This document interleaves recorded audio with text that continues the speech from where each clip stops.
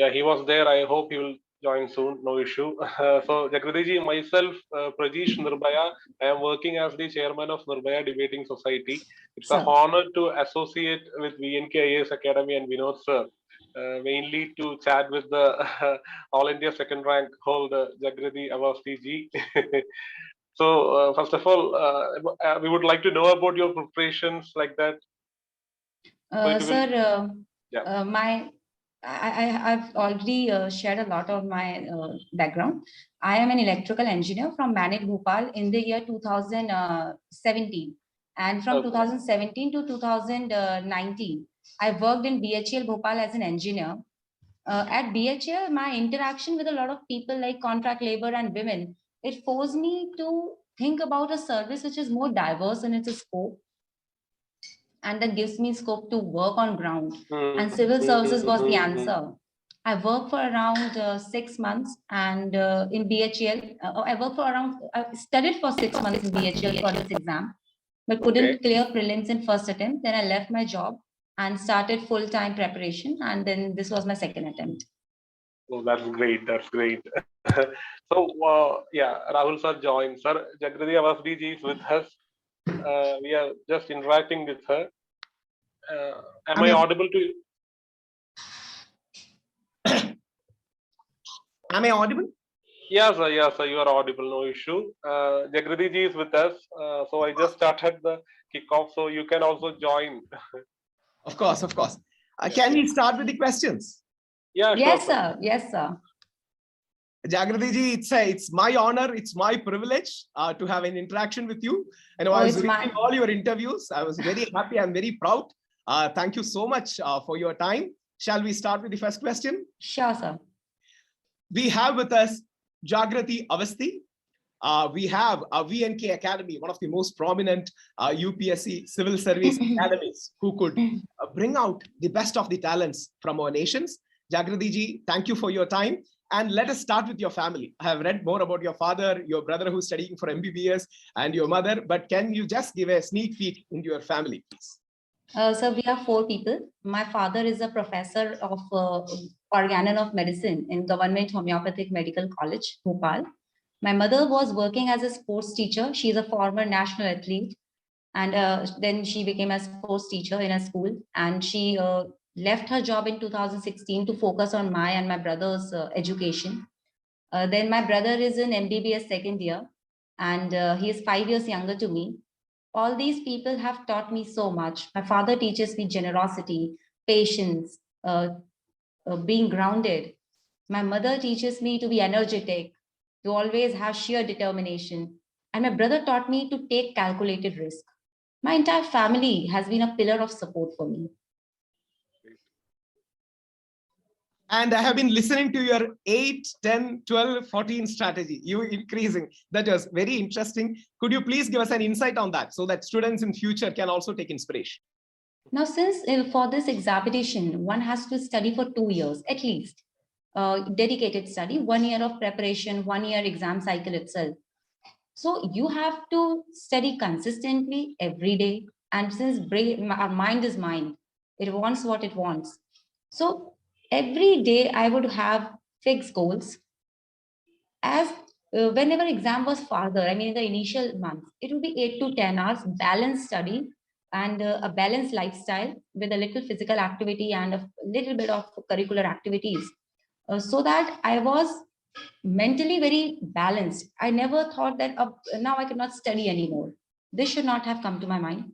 From 10 to 12, 4 months or 3 months before examination, when all of things have to be compiled together, they have to be revised together. 12 to 14, perhaps in the month just preceding the examination, because a lot has to be revised. Brain has to completely get into that mode of constantly thinking on subjects. So one should have this because consistency is important. And for consistency, you need a balanced mental health. So just focus on that. And how difficult was it to quit the job you had?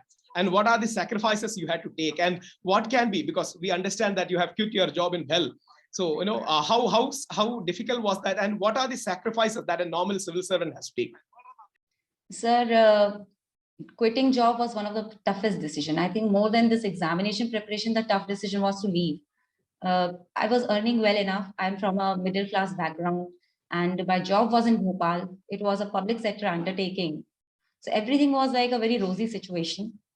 And then suddenly changing from a well earning job to a student life where discipline is required. I cannot have extravagance around me. So it was difficult. But once I made my mind, my brother told me one thing: never look back from now. Just leave that you were, just forget you were ever in a job. uh, there were challenges. I'll say challenges were more in the form of mental blockades.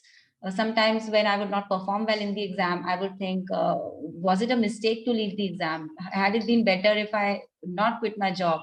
And COVID period, when I was left all on my own, I mean, isolation also stuck me sometimes. So my parents also always kept me going. They would always tell me that nothing can stop you, and positive mindset, a forward looking approach is what kept me going.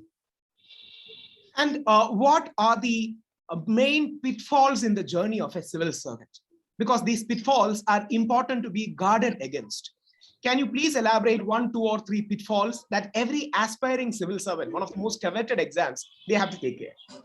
So first is confusion, not knowing about exam, what exam demands, what syllabus is, what kind of questions are asked, and just jumping into the battlefield. This is one of the biggest pitfalls. So whenever you begin, take 1 month time, know about exam and syllabus and previous year questions. This is the first thing. Second pitfall is not believing in yourself. Always tell you are here to crack the exam in limited preparation and not here to become some subject expert. So keeping limited resources and believing that you will be able to do it. You'll be able to make the number of revisions that are required. Third pitfall, I'll say not practicing enough. And fourth would be, even if you practice, not working on feedback enough. So these are major pitfalls that one should avoid. Now you are officially you are a change maker. You are one of the most, you have achieved and cracked one of the most prestigious exams. Now, what are the major challenges you envision in front of you? Because we keep on hearing that Neta log hamesha no kehte hain. Neta log has their own particular aspect. There is a Bhadra log who will take care of their own interest.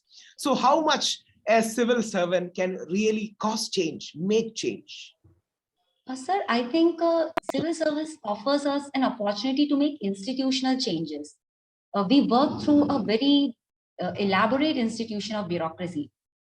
So, and thus we are provided with all the resources also at our expense, which we can use for the betterment of the people. In order to make sure that I'm not bogged down by any pressure, I have my accountability towards the public. I'm a public servant, so accountability will be towards the people. And I think the Constitution of India will remain the guiding light for me. And any institution, be it politics, the Neta log, as you said, or be it any the elite, segment or anything for that matter, we all are. The vision of all these institutions is public service.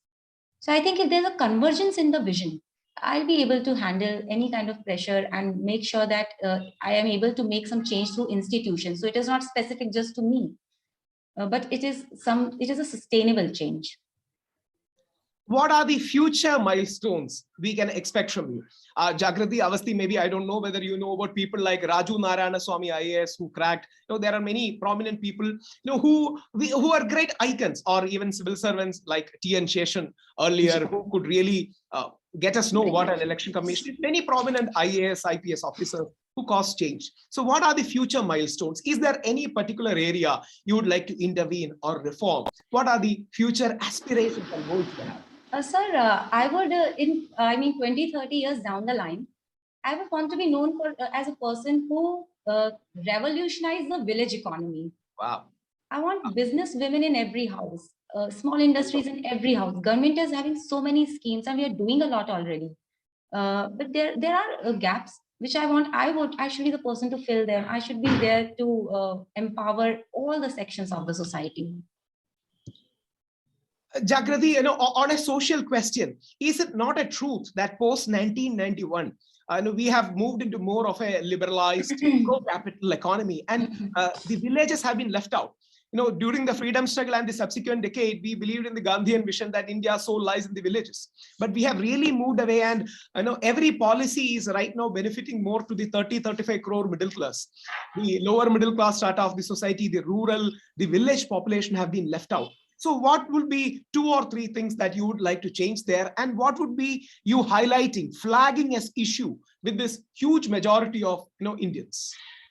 Sir, first, I think the focus is still on rural sector. If the focus see now, since we are urbanizing, a lot of our population is living in cities. So we need to divert some of our.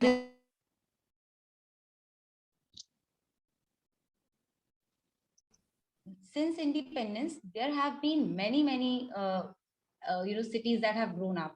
I think, if I'm correct, 10% lived in cities when it was 1947. Today, some revised estimates say that almost 50% are living in cities.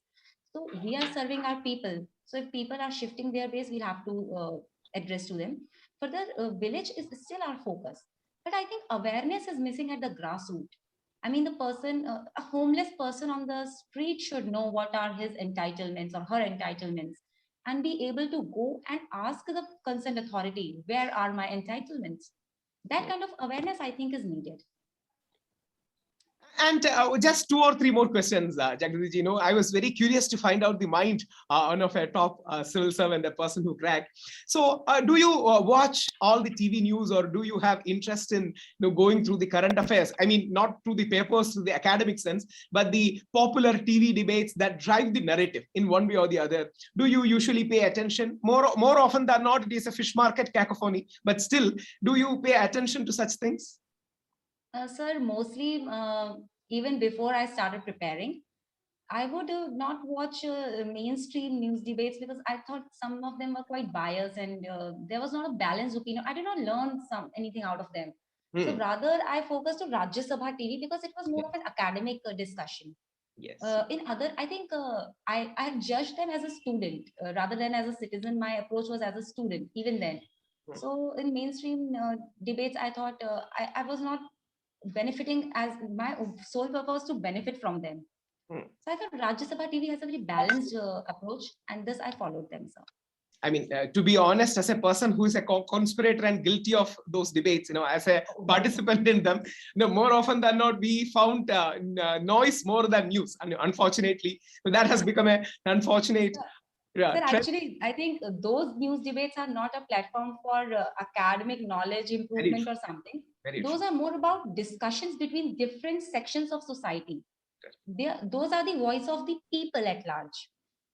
When we switch off the camera, we call them verbal wrestling matches, because people are intended to give punches for. Okay, so what are the yardstick or sources of knowledge that an aspiring civil servant should look into to understand the current affairs? Because many questions that are given to you are analysis, current affairs. So what are the sources of knowledge? Just like Rajya Sabha TV, you told, any other source where you can rely on for academic, in-depth, nuanced information? Sir, basic books, NCRTs, available in almost all languages. I mean, Hindi, English, I know, and I think even in other mediums also they are available. Just going through them, they give most authentic information. Then government documents like economic survey, international reports like WHO, UNICEF, UNEP, IPCC, those are based on ground level findings rather than some data which is just mugged up.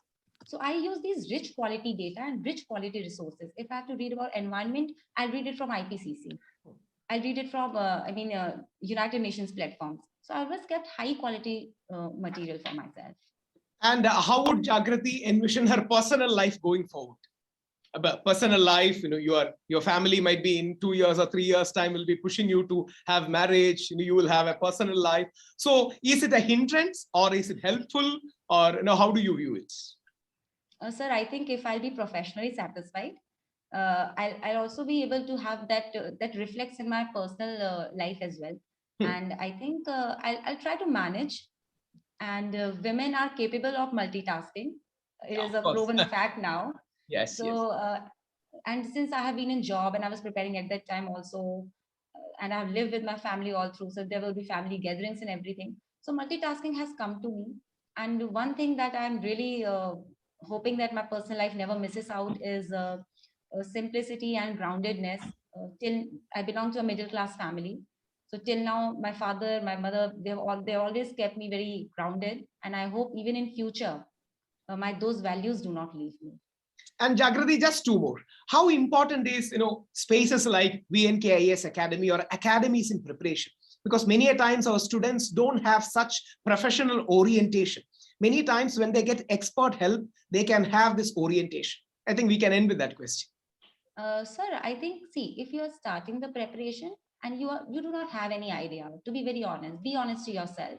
If you think you don't have an idea, then there's no harm in seeking professional help.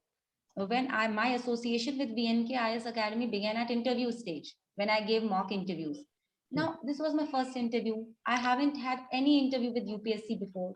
So I thought, why not use the experience of people who have seen many aspirants go through and have themselves crossed those barriers. So yes, the panel was so cordial, and they were strict in their approach when they gave me feedback. There was no rosy picture and everything. They told me the ground reality, that I need to improve and I should improve, and they told me the ways to improve. So it has been a wonderful experience. There's no harm in seeking professional help. Just know what kind of help you need. Thank you, Jagrati, so much for your time. We have very eminent Prejish. Prejish has been a eminent change maker by his own means in Kerala. We have Vinod sir from VNK Academy. VNK IS Academy is one of the most prominent faces of academic institutions we have, especially in connection with civil service.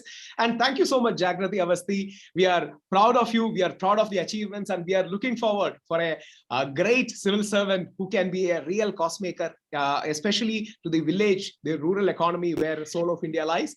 Thank you so much. May God bless you. Jai Hind, ma'am. Jai Hind, sir. Jai Hind, Jai Hind. So once again, thank you, Rahul sir. Jagrati ji, thank you. And Vinod sir, thank you so much.